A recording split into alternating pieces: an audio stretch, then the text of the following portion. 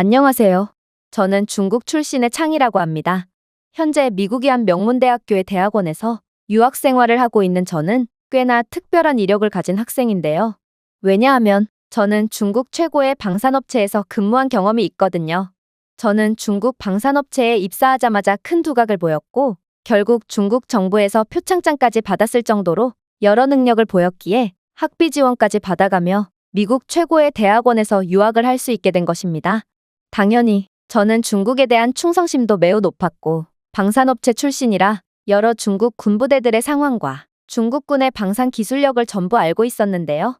그래서 저는 중국의 군사력은 3년 내에 미국을 완전히 추월하고 아시아 전체를 주무를 수 있는 최강국이 될 거라는 사실을 믿어 의심치 않았습니다. 그러나 이러한 중국의 강력함은 14억 중국인들이 전부 알고 있음에도 불구하고 다른 나라에서 온 학생들은 이를 인정하려 들지 않았습니다.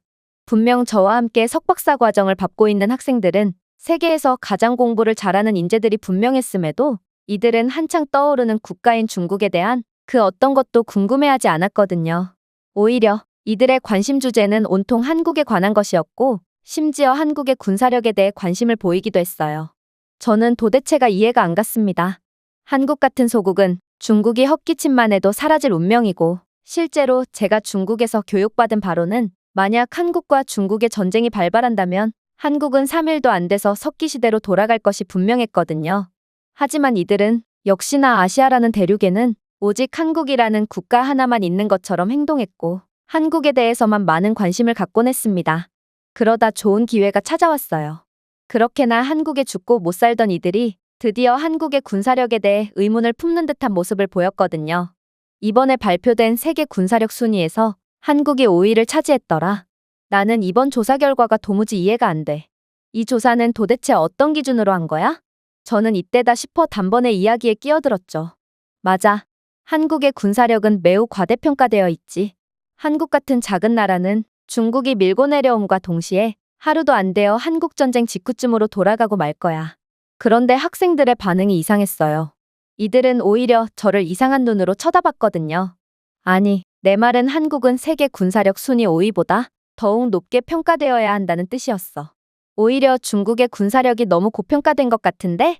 사회주의 국가들은 그 특성상 보여주기식으로 군사력을 과장해 놓는 경우가 많고, 아무래도 중국의 실제 군사력 순위는 훨씬 낮을 거라고 생각해. 다른 학생들 또한 이러한 허무맹랑한 소리에 동의하기 시작했고, 저는 이들의 편협한 사고에 학을 뗄 뿐이었습니다.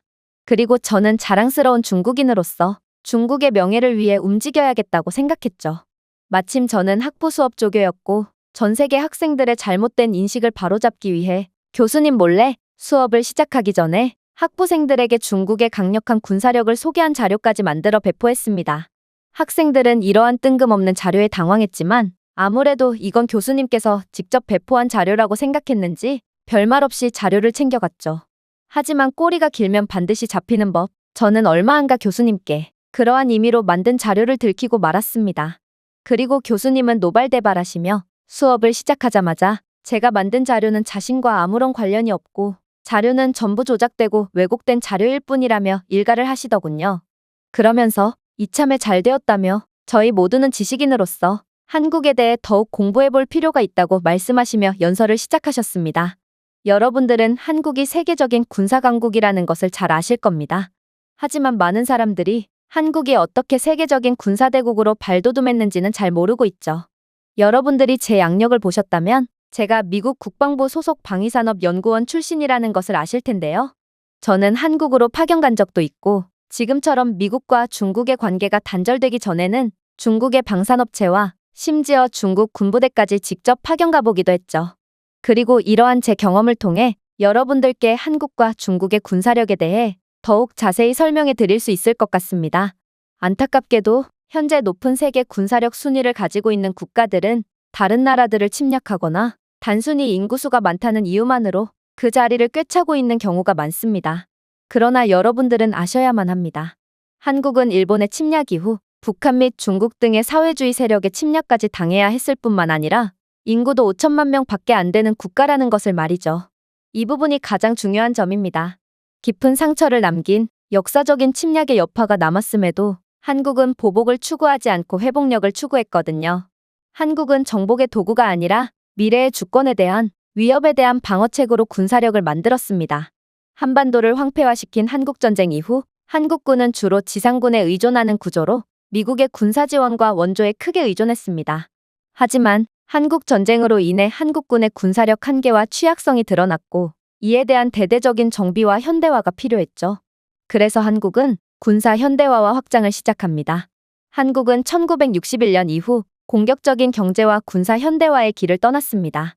한국은 자립적인 국방력을 개발하는 것을 목표로 율곡 프로젝트를 시작했습니다.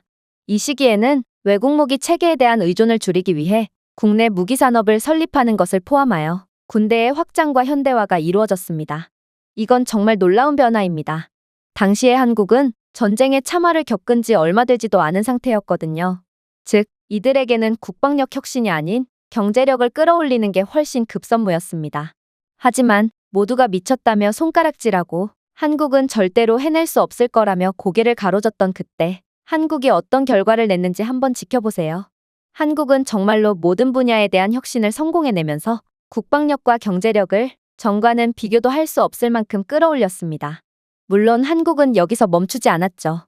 1990년대에 들어서면서 한국의 경제 성장과 함께 선진 기술을 군대에 포함시키기 위한 상당한 투자가 이루어졌거든요. 초점은 정밀도와 정보전이 가능한 첨단 기술 부대를 개발하는 것으로 옮겨졌습니다. 주요 프로젝트는 한국형 전투기 프로그램의 개발을 포함했고 미국과 협력하여 KF-16 전투기를 생산하게 되었습니다. 한국은 또한 감시와 통신 능력을 강화하면서 이 기간 동안 최초의 독립적인 우주로켓과 위성 시스템을 발사했습니다. 또한 한국의 국방과학연구소는 첨단 미사일, 포병 시스템, 그리고 전자전 능력을 개발하기 위한 다양한 프로젝트를 주도했죠. 도대체 그 어떤 나라가 이 정도의 성공 드라마를 쓸 수가 있을까요? 다른 열강 제국들은 침략을 통해 모든 것을 손쉽게 얻어냈고 따라서 성장하는 개발도상국들에게 해줄 조언 따위는 없습니다. 이들은 진정한 의미의 발전을 해본 적이 없거든요. 그러나 한국의 이러한 서사적인 발전 과정은 전 세계 모든 국가들의 귀감이자 희망이 되고 있습니다. 오늘날 이 집중된 노력의 결과는 세계에서 가장 정교한 기술과 무기를 갖춘 한국 군대를 만들었죠. 보세요. 지상에서 한국군은 세계에서 기동성이 가장 뛰어난 기계화된 병력과 특수 작전 능력을 중심으로 구성된 막강한 존재입니다. 사이버전, 무인 시스템, 그리고 스텔스 기능과 같은 분야에 최첨단 기술을 포함하고 있죠. 한국의 방위산업은 잠수함, 구축함, 전투기를 포함한 군사용 하드웨어에 주목할 만한 수출국이 되었고 이는 한국의 선진기술 기반을 반영합니다. 실제로 K2 블랙팬서와 신속한 대응과 높은 정확성을 위해 설계된 자주포 K9 썬더와 같은 최첨단 전차는 한국의 독자적인 기술로 개발된 최첨단 무기이며 이는 전 세계로 수출되며 인정받고 있습니다. 물론 한국군의 첨단 정보통신 기술도 세계 최고라고 볼 수 있기에 이를 작전에 통합하면 어떤 지상전에서도 전술적 우위를 유지할 수 있죠. 해상에서 대한민국 해군은 이지스 구축함 함대, 탄도 미사일을 발사할 수 있는 잠수함이 한반도를 수호하고 있습니다. 그에 더해 독도급 강습 상륙함의 취역과 계획된 항공모함의 배치는 한국이 전력을 투사하고 해상에 인도적인 지원을 제공할 준비가 되어 있다는 신호입니다. 공중에서도 마찬가지입니다. 한국 공군은 F-35 스텔스 전투기와 국내에서 생산된 FA-50 전투기로 최첨단 항공 우위를 자랑합니다. 사드와 한국형 미사일 방어 체계와 함께 한국은 영공에 도달하기도 전에 위협을 감지하고 요격할 수 있는 방어 태세를 갖추고 있거든요. 분명히 말씀드리지만 한국 군대는 강력하고 신뢰할 수 있는 억지력을 바탕으로 구축되어 있습니다. 한국은 세계 평화유지 활동에 적극적으로 참여하고 국제 군사협력과 훈련에 있어 증가하고 있으며 세계 안정과 평화에 대한 의지를 강조하고 있거든요. 물론 한국은 자신들을 침략하는 적들에게는 자비가 없는 냉정한 모습도 보여주고 있죠. 치명적인 효율성과 신속한 전개 능력은 한국을 강력한 적으로 만들고 있거든요. 한국에 대해 침략을 고려하는 국가는 누구나 압도적인 패배를 안길 수 있는 신속하고 단호한 대응에 직면하게 될 것입니다. 이는 위협이 아니라 사실에 대한 표현이며 이는 주권과 국민의 평화를 수호해야 할 한국의 권리와 책임을 반영한 것이죠. 우리가 한국의 군사력에 대해 이야기할 때 그들의 발전 정신을 반드시 기억해야 합니다. 이 나라는 갈등이 아닌 안정을 추구하며 전쟁이 아닌 평화를 추구합니다. 한국의 군사력은 과거의 갈등의 도가니 속에서 형성된 평화로운 미래에 대한 희망과 이상에 대한 헌신의 증거거든요. 교수님의 말씀에 강의실 분위기는 순간적으로 숙연해졌습니다. 사실 미국에서 유학 생활을 하고 있는 대부분의 학생들은 소위 제국주의 열강이라고 불리는 침략자의 후손들이었고, 교수님의 말씀에 따르면 한국은 어떠한 침략 없이도 그런 그들을 보란듯이 능가해버렸거든요. 하지만 저는 여전히 교수님의 말씀에 동의할 수 없었습니다. 그리고 제가 만약 모든 학생들이 보는 앞에서 교수님을 논리로 완벽히 제압한다면 중국에 대한 강력한 면모를 전 세계 사람들에게 알릴 수도 있을 거라는 생각을 하게 됐죠.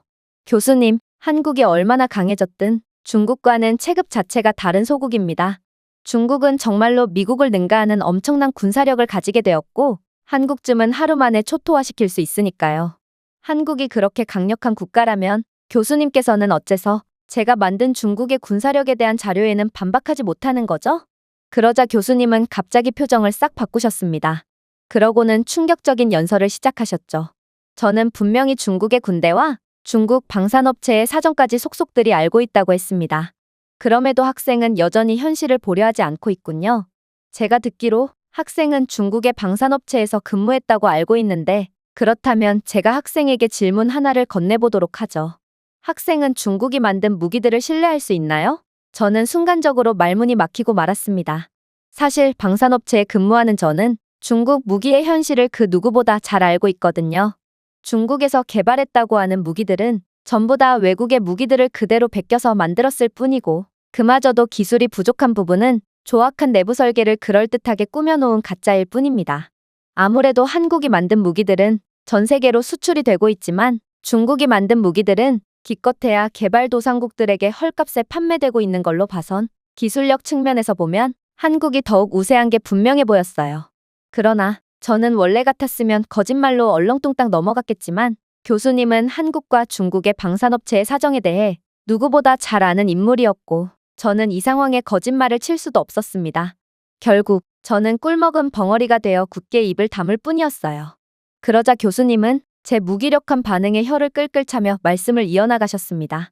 한국은 진작부터 그들만의 강력한 방위산업을 육성해왔고, 실제로 한국의 주요 대기업들은 소형 무기부터 해서 군함, 전투기에 이르기까지 모든 것을 제조하는 방위사업부를 가지고 있죠.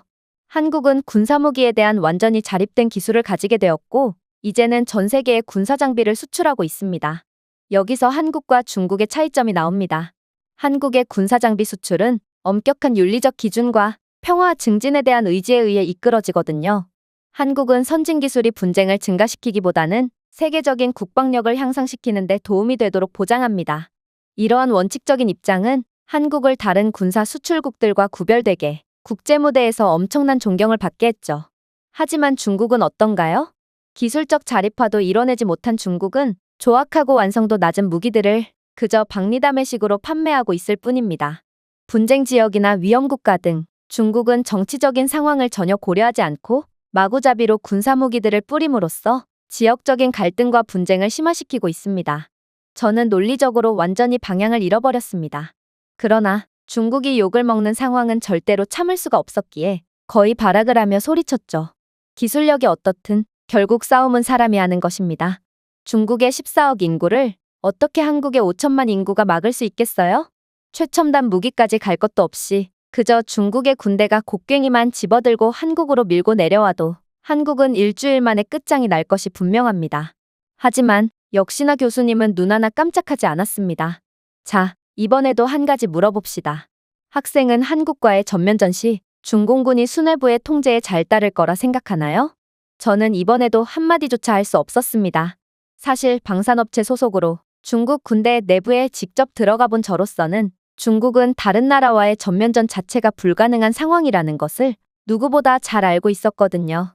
중국은 압도적인 병력수를 자랑하는 것처럼 보이지만 실제 속사정을 들여다보면 이들만큼 오합지졸이 또 없을 정도로 중국 군인들은 각 민족별로 파벌이 형성되어 있죠.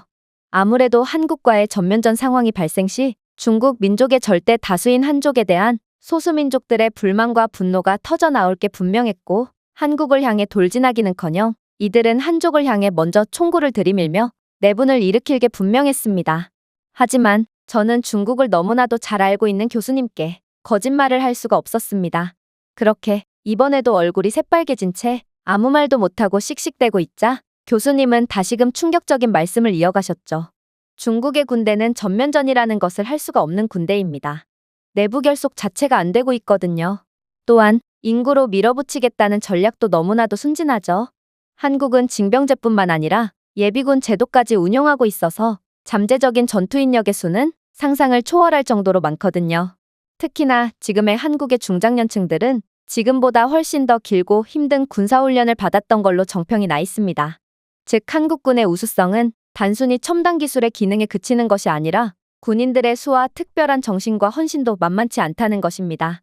또한 한국의 단일 민족을 기반으로 한 응집력을 고려한다면 한국의 헌신적인 예비 전투 인력들은 기꺼이 그들의 나라를 수호할 준비가 되어 있으며 봉사와 희생의 정신을 구현하고 있다고 볼 수 있습니다.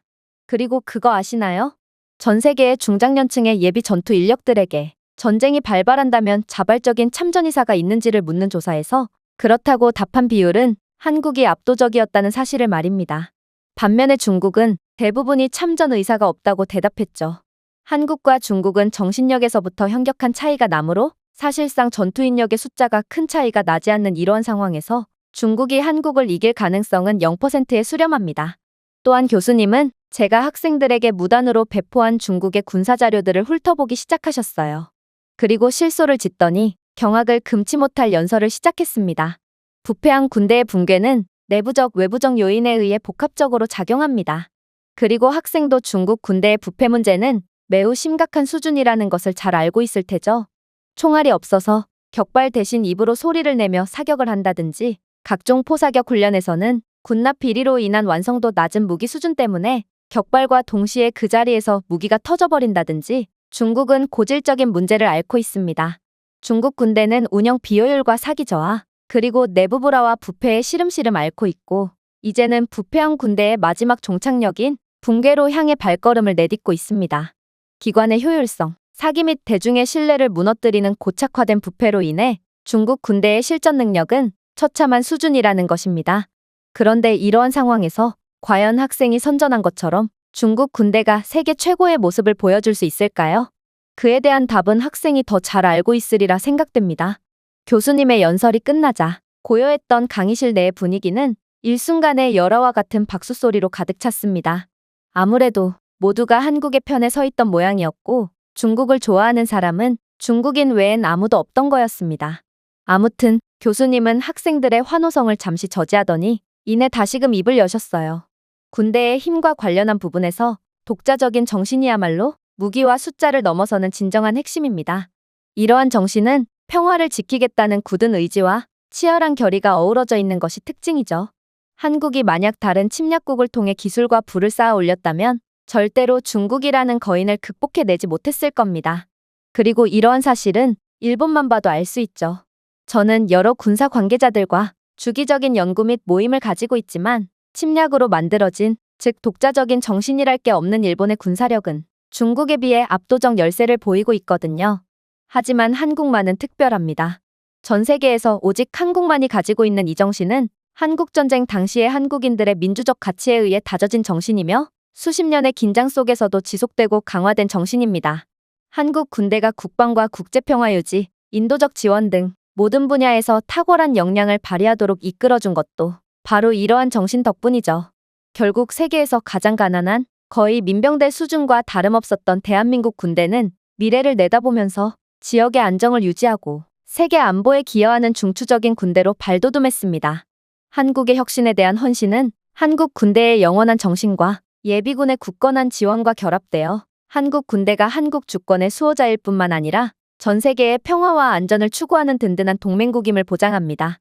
결론적으로 한국군은 현대의 군사력, 불확실한 세상 속에서 선을 위한 힘의 귀감이 되고 있습니다. 특히나 발전을 위해 끊임없이 노력하는 개발도상국들에겐 더더욱 그렇죠.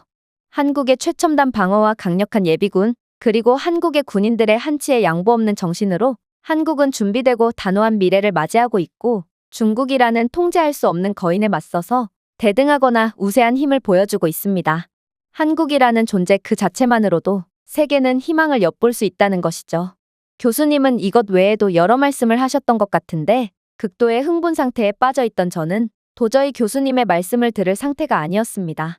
그리고 학생들에게 무단으로 중국 관련 선전을 한 점, 그리고 다른 나라의 군사력을 아무런 논리와 근거 없이 비하한 점을 근거로 연구생 자격을 박탈당하고 말았죠. 심지어 저는 학부생들의 항의와 신고로 인해 학교 측의 자체적인 징계까지 기다리는 중인데요.